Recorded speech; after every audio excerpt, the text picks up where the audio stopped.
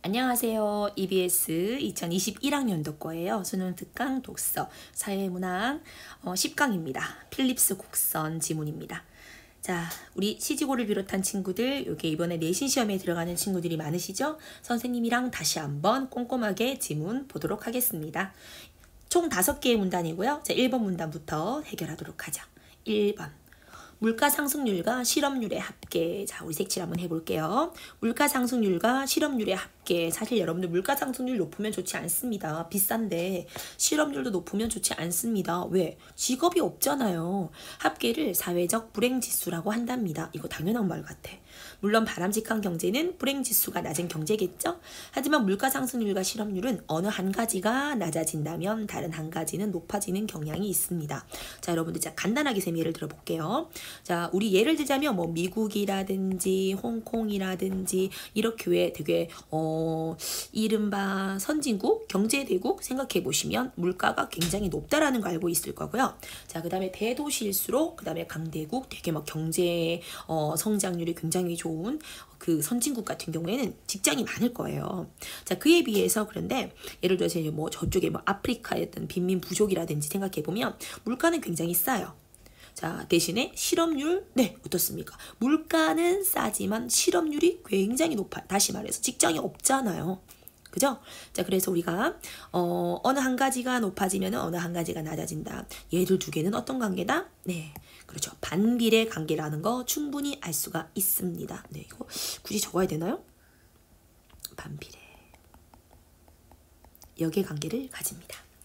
영국 경제학자 필립스는 1866년부터 1957년까지 영국의 실업률과 명목 임금 상승률 사이의 관계를 분석한 결과, 자, 왜 선생님 명목 임금 상승률의 관계를 살펴보았습니까? 자, 이제 뒤에 나올 텐데 임금이 상승한다는 말은요, 곧 물가가 상승한다는 말과 비슷하게 보시면 됩니다. 자, 그래서 우리가 왜 보면 뭐 미국이나 홍콩 같은 경우가 임금이 더 상승이 임금이 비싸잖아요. 그죠? 자, 그에 비해서 왜 또 우리 아프리카라든지 이런 데 보면은 임금이 싸거든요. 네, 그래서 우리가 왜 보면 선진 기업에서 대기업 그 대기업이나 이런 데서도 임금이 싼 다른 여러 이제 그 후진국에 공장을 많이 짓기도 하잖아요. 뭐 때문에? 임금이 싸니까요. 자, 그래서 쉽게 말해서 명목 임금 상승률이라는 것은 뭐랑 똑같다고 생각하면 될까? 네, 물가 상승률과 같다고 생각하시면 됩니다.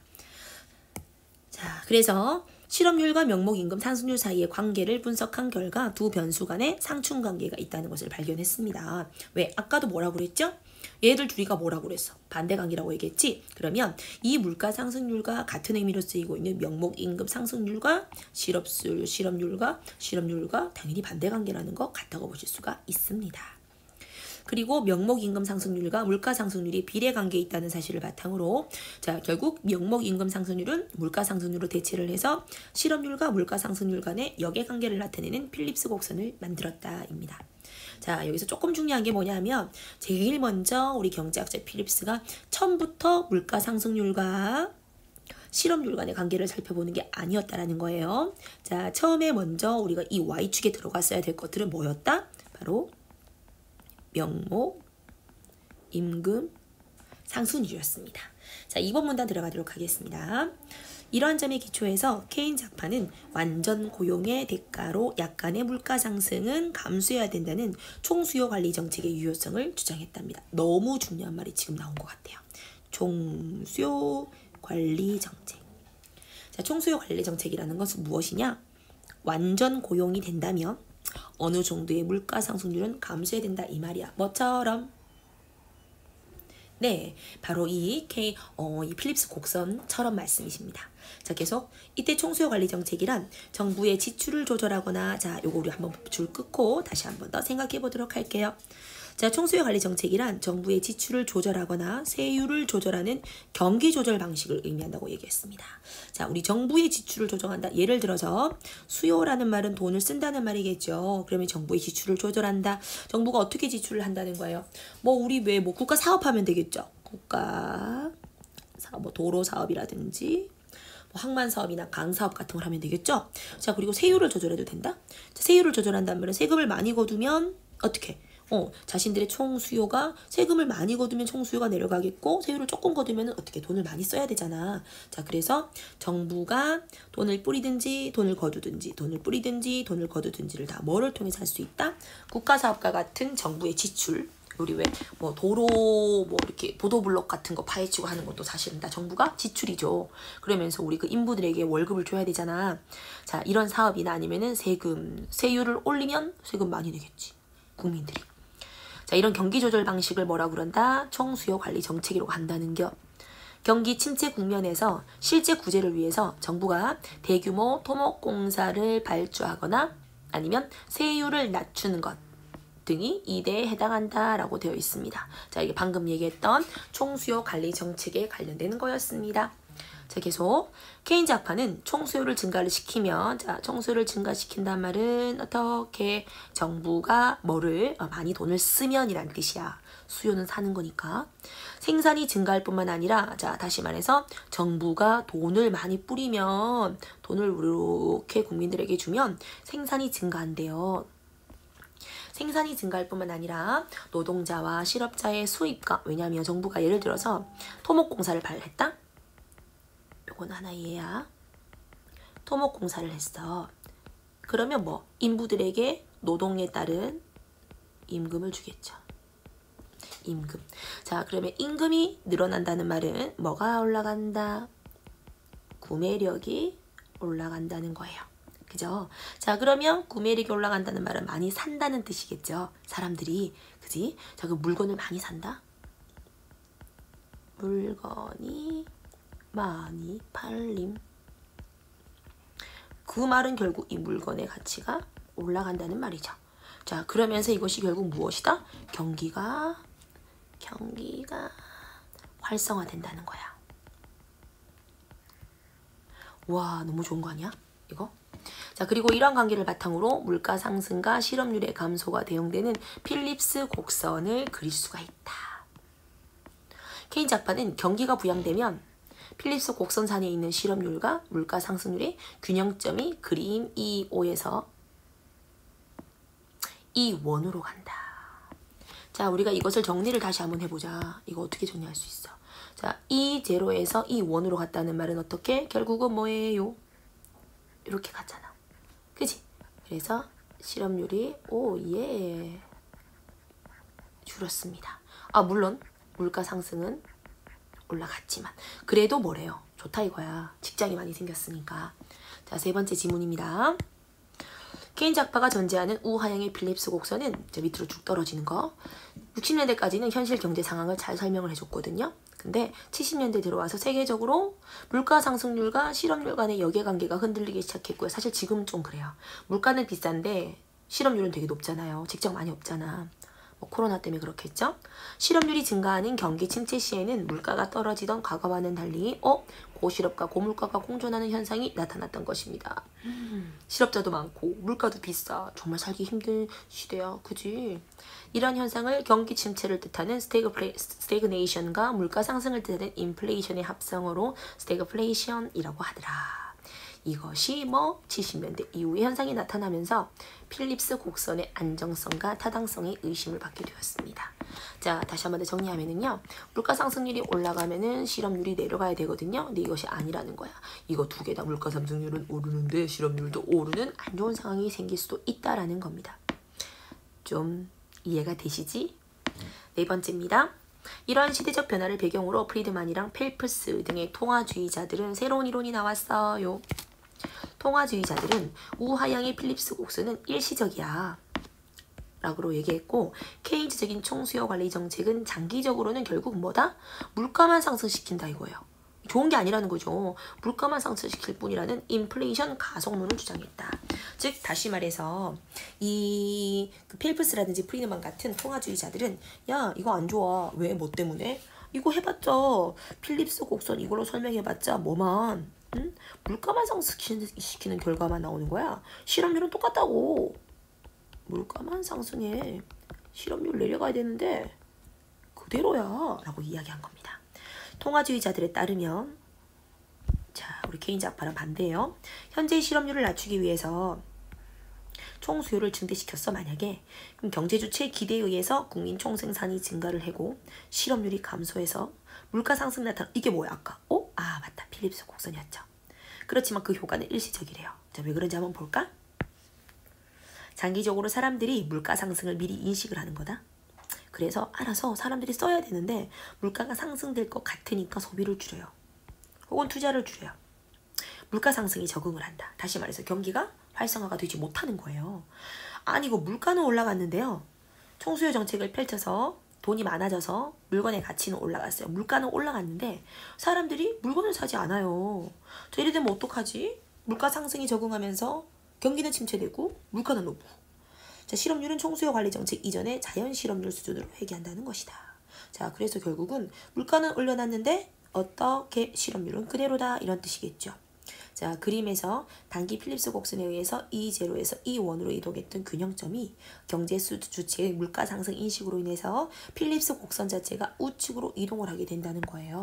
자, 이 곡선 자체가 이렇게 이동을 하게 되면서 물가 상승률은 P1. 자, 여기 P1. 실업률은 U0 짠짠 여기입니다. 균형점으로 이동하게 되어서 실업률을 낮추기 위해서 총수요 관리 정책을 반복한다면 이게 수직선이 된다는 뜻이다. 자, 이게 쉽게 말해서 이제 무슨 말인가 하면요. 자, 요거를 선생님이 간단하게 여기서 그림 못 그리지만 이렇게 돼 있잖아요. 자, 그래서 요 점에서 요 점으로 올렸죠. 그런데 이것이 어떻게 된다? 올라갔다가 이렇게 가버리는 거야. 다시 그리자. 어떻습니까? 이거 뭐야, 어떻게 큰일 났네. 어떻게 올리려고 이렇게, 자, 물가가 좀 올랐지만 실업률을 내려고 했는데 다시 이렇게 갔다는 거야. 됐지? 똑같아. 이렇게 이렇게 이렇게 자꾸 이렇게 돼서 일직선이 된다는 겁니다. 그림 되게 못 그렸죠. 자, 그 다음 반복되어 장기 필립스 곡선은 실업률이 U0로 고정된 수직선 형태가 된다는 거죠. 결국 총수요 관리 정책을 하면은 실업률 그대로 또 물가만 상승할 수가 있다는 거야. 그래서 통화주의자들은 경기 부양을 위해서 총수요 관리 정책 그만 사용하라고. 즉 이들은 경기 침체 국면을 해결하기 위해서 필립스 곡선을 왼쪽으로 이동시켜야 된다. 자, 왼쪽으로 필립스 곡선을 이동시킨다 라는 말은, 자, 우리 지문 한번 봐봐요. 이 곡선을 이쪽으로 이동시킨다는 말이겠죠. 그죠? 자, 그 말은 이렇게 이동시켰다. 이거 어떻게 된다는 거지? 자, 봐. 이를 위해서 총 공급을 정부가 돈을 많이, 아까 총수요를 뭐 증가시킨다 이렇게 했잖아. 그지? 뭘 자꾸 산다고 했는데 이제는 아니라는 거야. 총 공급을 증가시켜야 된다고 얘기를 했다는 거죠. 그래서 돈을 많이 뿌리지 말라는 거야. 이를 위해서는요, 인력을 적재적소에 배치하는 인력 구조 조정, 사람을 자르라고. 시장의 기능을 회복해서 자기 총 공급을 증가시켜서 총 공급에서 시장의 기능, 시장에 좀 맡기라라는 거야. 자, 이렇게 해서 네, 통화주의자들은 총수요 관리 정책이 잘못됐다라는 것이었습니다. 자, 1번 문제 적절한 것은, 자, 이거는 쉽죠. 중심화제와 관련한 다른 견해를 제시를 했다. 자, 누구의 견해와 누구의 견해를 얘기했습니까? 네, 케인스 대 통화주의자. 됐죠. 자, 2번 알 수 있는 내용이 아닌 것은, 자, 정답 4번인데요. 딴 건 다 맞아요. 다 맞고, 고실업과 고물가가 공존하는 사랑은 필립스 곡선의 타당성이 아니죠. 한계죠. 필립스 곡선 요거 두 개가 어때? 이렇게 반비례잖아. 맞지? 그러니까 이게 공존하는 상황은 오히려 필립스 곡선이 틀렸다라는 거 보여주는 거야. 3번 기억, 니은, 비교한 걸 한번 보자. 자, 우리 기억이 뭐냐면, 네, 케인즈 악바고 니은이 통화주의자들입니다. 자, 케인즈 통화주의자들. 틀린 것은 우리 5번인데 니은이 통화주의자고요. 자, 케인즈, 니은은 기업과 달리 총수요 관리 정책을 반복적으로 시행하게 되잖아. 그러면 실업률이 지속적으로 높아진다고 얘기한 건 아니에요. 어떻게 된다? 수직의 형태가 되어서 똑같다라고 이야기했습니다. 그쵸? 이렇게 해서 똑같아. 일관되게 줄지 않는다라고 얘기했죠. 자, 4번입니다. 자, 이거 보시면 이렇게 있다가 이렇게 다시 이렇게 올라갔다가 다시 또 원래대로 올라갔다가 반복적으로 지금 총수요 정책을 펼친 것 같습니다. 자, 무소속 정부는 경기 침체 상황을 타개하고 실업률을 낮추기 위해서 총수요 관리 정책을 실시했습니다. 야, 이거 총수요 관리 정책을 했다는데? 개인 착파인데? 그리고 이를 위해서 현재의 실업률이 6%를 2%포인트로 나누어서 4로 유지하기 위해서 지속적으로 총수요를 증가시키려고 했어. 자, 여러분들 이거 누구 이론이에요? 케인즈죠. 이론이죠. 그러나 통화주의자들은 이거 잘못됐다라고 이야기를 했습니다. 자, 누구 3번 봐봐라. 케인즈 학파는 다른 건 쉽죠, 그죠? 우하향하는 필립스 곡선을 전제로, 네, 아까 케인즈 학파 얘기했습니다. 총수요를 증가시키면, 네, 이런 얘기도 했습니다. 균형점이 B1, B2, B3로 이동하면서 물가가 지속적으로 상승한다고 생각했나? 한번 볼까 그러면? 자, B1에서 다시 B2로 B3로, 여러분들 이게 케인즈 학파 이론입니까? 이렇게 갔다가 이렇게 올라갔다가 이렇게 갔다가 결국 이렇게. 이거 누구 거죠? 통화주의자 의견이잖아요. 맞죠? 통화주의자 의견이지. 이렇게 봐야 된다. 케인즈 학파는 A1에 있던 게 B1에 간다. 이게 케인즈 학파 이론이에요. 그죠? A2에 있던 게 B2로 간다. 요게 A, B1에서 B2, B3 간다는 게 아니고 얘가 얘로 가는 거, 얘가 얘로 가는 거, 얘가 얘로 가는 거. 그걸 하는 거야. 그러니까 이제 이게 균형점이 B1에서 B2에서 B3로 간다는 거, 이거는 이렇게 가서 이렇게 수직선을 간다는 건 누구의 이론이다? 케인즈 학파가 전혀 아니죠. 통화주의자들이 필립스 곡선을 생각했을 때 이렇게 된다. 통화주의자들이 케인즈 학파의 의견대로 총수요를 증가시키면 결국은 왔다 갔다 이렇게 될 거야 라고 이야기한 겁니다. 자, 좀 이해가 되셨나요? 네, 우리 친구들 열심히 공부하도록 하세요. 파이팅입니다.